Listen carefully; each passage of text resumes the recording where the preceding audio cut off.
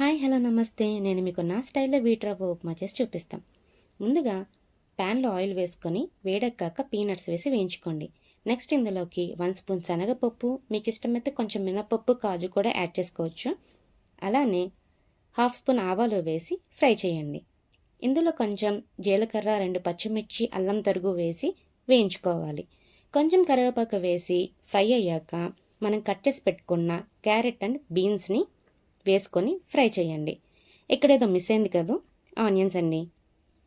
నాకు నార్మల్గా ఆనియన్స్ అంటే చాలా ఇష్టం, కానీ ఉప్మాలో అంతగా నచ్చదు. సో నేను అవాయిడ్ చేశాను.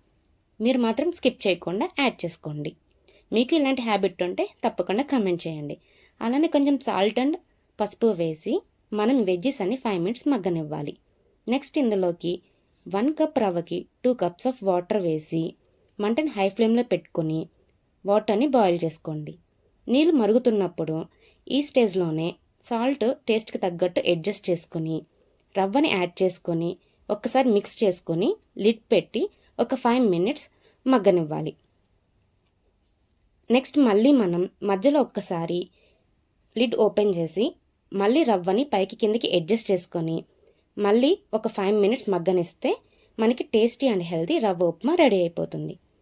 మరి మీకు ఈ రెసిపీ నచ్చిందా? నచ్చితే తప్పకుండా ట్రై చేయండి.